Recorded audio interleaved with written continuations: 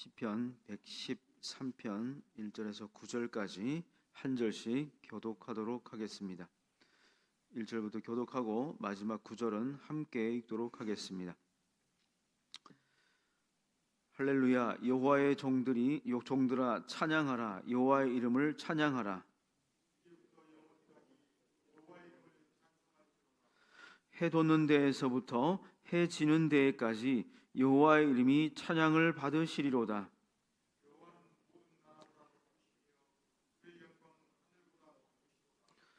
여호와 우리 하나님과 같은 이가 누구리요? 높은 곳에 앉으셨으니 가난한 자를 먼지 더미에서 일으키시며 궁핍한 자를 거름 더미에서 들어 세워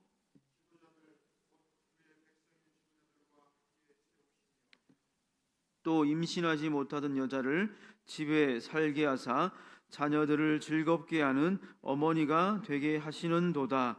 할렐루야. 아멘. 오늘 시편 113편에서 시인은 여호와를 찬양하라, 그 이름을 찬양하라로 시작합니다.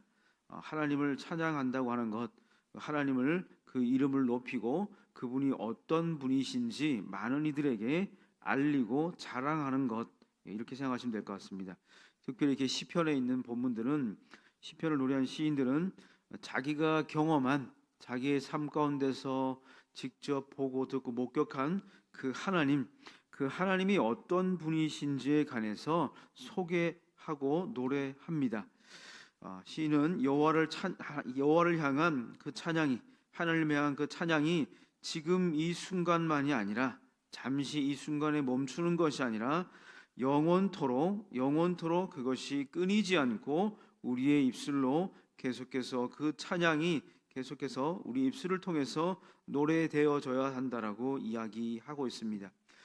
시간적으로도 영원토록 그 일들이 이루어져야 하고, 또 3절을 보면 해 돋는 데에서부터 해 지는 데에까지 여호와의 이름이 찬양을 받으시리로다라고 고백하고 있습니다.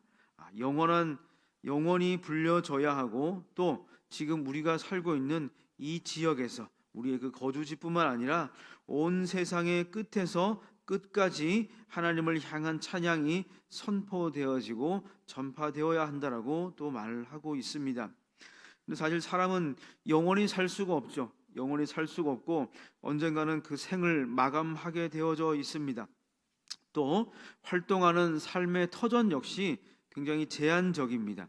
그러나 그럼에도 불구하고 오늘 시인이 이제부터 영원까지 여호와의 이름을 찬송하자라고 이야기하고, 또 해 돋는 데에서부터 해 지는 데까지 정말 하나님의 이름이 모든 곳에서 찬양 받으셔야 한다라고 고백하고 있습니다. 하나님은 영원하시고 어느 곳에나 계시는 분입니다. 우리의 삶이 유한하고 우리가 살아가는 그 환경이 제한적이지만 하나님은 영원히 계신 분이며 어느 곳에나 계시는 분이십니다. 그래서 우리는 그분을 찬양하는 것이죠. 우리가 살아가는 지금, 또 우리의 지금 이 터전에서뿐만 아니라 우리의 자녀들과 그 자녀들의 자녀들, 이 땅에 정해진 기한이 다 할 때까지, 또 마지막 때에 주님께서 이 땅에 오실 때를 기대하고 소망하면서 우리가 해야 할 것은 하나님을 찬양하는 것이죠. 이 땅에 정말 하나님 나라가 이렇게 완전히 회복되어지고 마지막 때 하나님 나라 회복되어지게 되면 정말 하나님 앞에 가서 우리가 해야 할 것들은 정말 하나님을 찬양하고 함께 기쁨의 예배를 드리는 것, 그것 외에는 없는 것입니다. 그래서 시인은 이제부터 영원까지, 또 해 돋는 데부터 해 지는 데까지 우리의 입술을 통해서 하나님을 찬양할 것을 말하고, 그 찬양이 우리의 자녀들과 자녀들의 자녀들을 통해서 계속해서 이어질 것을 말씀하고 있습니다. 또 이제 4절부터는 시인은 이 찬양의 대상이 되는 하나님이 어떤 분이신가, 또 그가 어떤 일을 행하시는 분인가에 대해서 또 노래하고 있습니다. 시인이 노래하는 하나님은 하늘보다 높은 영광을 가지셨습니다. 그러나 높은 곳에 계셨으나 스스로를 낮추시는 그런 분이십니다. 결국 하늘의 높은 보좌에 머물러서 그 위세를 자랑만 하지 않습니다. 다른 여타 종교들과 수많은 신화들에 등장하는 신들은 사람들이 사는 그 속세와 세상과는 좀 동떨어져서 멀리 높은 곳에 거하면서 잠깐씩 자기들이 필요할 때 또 자기들의 어떤 그런 욕망을 충족하기 위해서 땅에 내려옵니다. 그리고 내려와서 자신들의 위세와 권능을 자랑합니다. 그러나 오늘 시인이 노래하는 하나님, 또 여호와 하나님은 하늘보다 높은 영광을 가지셨고 또 높은 곳에서 거하시는 분이지만 그곳에 계시지 않고 스스로를 낮추셔서 천지를 살피시는 분입니다. 하나님께서는 온 땅을 만드신 창조주이신데 자신이 만든 그 피조의 세계들을 정말 구석구석 살피시며 그곳에 살아가는 이들을 향해서 그들에게 필요한 것이 없는지, 어려움이 없는지 그것들 형편들을 살피고 돌아보시는 그런 분이십니다. 그 돌아보심은 7절과 8절을 통해서 또 9절을 통해서 나타나는데 7절을 보니까 가난한 자를 먼지 더미에서 일으키시며 궁핍한 자를 거름 더미에서 들어 세운다라고 말씀하고 있습니다. 가난한 자, 궁핍한 자들, 가난한 자와 궁핍한 자들로 표현되는 단어들이 몇 가지가 있습니다. 달이라고 하는 단어가 있고 또 다크라고 하는 말이 있고 또 에비용이라고 하는 그런 단어들이 있는데 이런 단어를 통해서 나타내지는 가난한 자, 궁핍한 자들은 공통적인 어떤 특징이 있는데 단순히 재정적인 문제로 가난한 것을 넘어서서 자기에게 닥쳐지는 문제들을 스스로 해결할 수 없어서 누군가 그들을 돕지 않으면 다른 사람의 도움과 보살핌이 없으면 스스로의 삶을 영위할 수 없는 그러한 사람들을 이야기하고 있습니다. 그래서 먼지더미에서 정말 살아가고 있는 사람들, 또 거름더미와 같이 정말 누구도 가까이 가려고 하지 않는 참으로 비참한 상황 가운데 처한 사람들을 가난한 자와 궁핍한 자로 표현하고 있습니다. 이러한 사람들에는 고아들도 있을 수 있고 또 남편을 잃고서 어렵게 살아가는 과부들도 있습니다. 또 외국에서 건너온 그런 나그네들, 이곳저곳 정말 정해진 기업이나 거처 없이 떠돌아다니는 나그네들도 해당되어집니다. 이 고대 세계에서는 이 왕들이 얼마나 정치를 잘 하는가, 그가 정말 얼마나 훌륭한 왕인가, 또 그가 다스리는 그 사회가 얼마나 좋고 훌륭한 사회인지의 그 척도를 이 가난한 사람들, 가난한 자와 궁핍한 자들이 얼마나 그 공동체에서 잘 보살핌을 받는가, 그런 것들로 기준을 삼기도 했었습니다.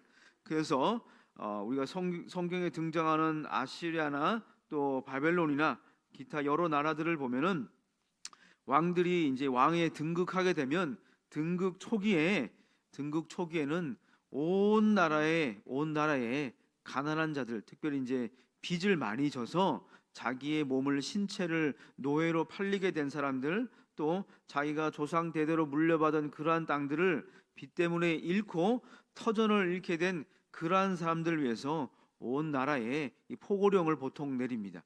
그 어떤 것들이냐면 이제 원래의 신분대로 돌려주는 그런 일들입니다. 노예로 팔린 사람들이 있다면은 그 빚을 탕감하고 다시 자유의 신분으로 돌아가게 해서 원래의 삶대로 살아갈 수 있도록 해주고, 또 땅과 집을 잃어서 다른 사람들에게 도움이 없으면 살아갈 수 없는 그런 사람들이 있을 것입니다. 그런 사람들에게도 원래의 재산들을 다 돌려주는 그런 은혜들을 베풀기도 했습니다. 그러나 대체로 사람이 살아가는 곳이 뭐 어느 곳이나 비슷하겠지만 가난한 사람들, 또 지위가 낮은 사람들보다는 좀 많이 가지고 있는 사람들, 또 우리의 삶에서 어떤 여러 규칙들이나 그런 것들을 운영할 수 있는 자리에 있는 사람들의 그 편의를 위해서 많은 조직들과 또 그런 법령들이 대체로 운영됩니다.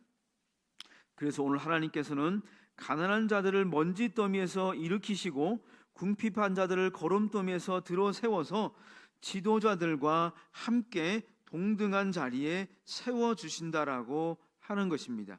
이 땅에 참된 왕이신 하나님께서 누구도 돌아보지 않는 이 가난한 자들과 궁핍한 자들을 외면하지 않고 지도자들과 함께 세우시고 그들과 차별 없이 대하신다라고 말씀하고 있습니다. 하나님에게는 모두가 동등하게 동일하게 하나님의 형상으로 빚으신, 하나님께서 직접 손으로 빚고 하나님의 숨결을 불어넣은 하나님의 형상인 동일한 하나님의 자녀들이기에 하나님께서는 가난한 자도 궁핍한 자도 지도자들도 한 자리에 함께 세워 동일하게 대해 주신다라고 하는 것입니다. 하나님은 그런 분이시라고 하십니다. 그리고 또 구절에서는 임신하지 못하던 자들을 집에 살게 하시고 또 자녀들을 즐겁게 하는 어머니가 되게 하신다라고 이야기합니다. 자녀를 하나님의 축복으로 여겼습니다. 시편 127편의 3절에서 5절까지를 보면 자녀들은 하나님께서 주시는 상급이다라고 표현합니다. 그리고 장사와 용사의 화살통에 든 가득한 화살과 같다라고 이야기합니다. 그래서 많은 자녀를 갖고 있으면 누구에게서도 수치를 당하지 않을 것이다라고 말씀합니다.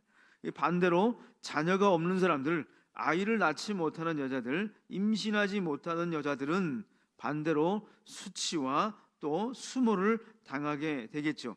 사무엘의 어머니 한나 같은 사람도 마찬가지였습니다.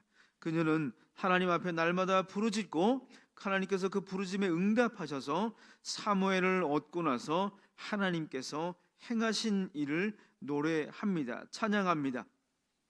그녀는 남편의 다른 부인에게서 늘 수모와 멸시를 당했으나 하나님의 돌보심으로 인해서 그 수모와 수치 가운데서 구원받습니다. 하나님께서 오늘 노래하는 이 하나님은 바로 반전의 하나님이십니다.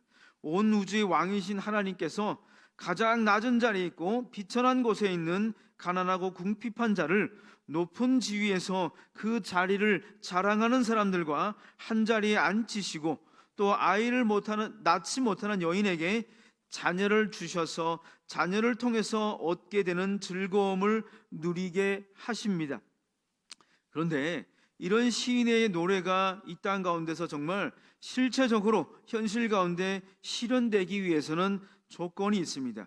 그것은 바로 이 높으신 하나님을 찬양하는 하나님의 종들이, 하나님의 백성들이 하나님과 동일한 마음을 가져야 한다라고 하는 것입니다.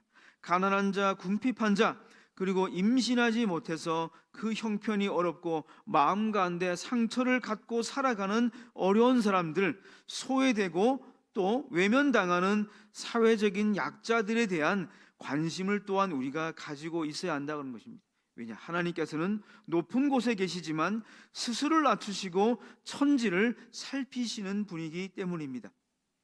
하나님을 자랑하고 찬양하는 삶은 결코 그저 목소리로 음률에 맞춰서 노래만 하는 그러한 삶이 아니라 가난한 자들이 겪는 소외와 또 그들의 아픔을 함께 하는 것입니다. 그들의 괴로움을 주목하시고 그 상황을 반전시키는 하나님, 그들을 외면하지 않으시고 그들에게 긍휼을 베푸시는 하나님, 그분의 마음을 품고서 우리의 일상에서 그러한 마음들이 우리가 행할 수 있는 아주 작은 일들로부터 실현되기를 소망하고 그것이 어떤 것이 있을지 찾고 구하는 삶인 것이죠. 신명기 15장 7절에서 11절까지는 그래서 7년마다 빚을 면제하고 이웃과 형제에게 빚을 독촉하지 말라고 이야기합니다. 그리고 가난한 자에게 필요한 만큼 빌려주고 조금도 아까워하지 말아야 한다고 합니다. 또 그런 사람들에게 하나님께서 일마다 복을 주실 것이다라고 말씀하십니다. 왜냐하면 그런 일들이 바로 하나님께서 행하시는 일들이고 하나님의 마음이 향하는 일이기 때문인 것이죠. 오늘 시인은 이 공동체 약자들의 삶의 반전이 바로 하나님의 뜻이고 하나님을 찬양하는 하나님의 백성이라고 한다면 하나님의 그 마음과 동일하게 살아갈 것을 노래하는 것입니다. 오늘 우리의 삶이 바로 그러한 하나님의 뜻을 생각하며 그 뜻이 오늘 우리의 삶 가운데서도 나를 통해서 이루어질 것을 소망하며 기도하며 우리의 삶에서 그 하나님의 뜻을 드러낼 수 있는 참된 하나님의 종들, 하나님의 백성들, 하나님의 찬양을 우리의 삶을 통해서 노래하는 하나님의 백성들이 될 수 있기를 우리 주님의 이름으로 축복하며 기도합니다.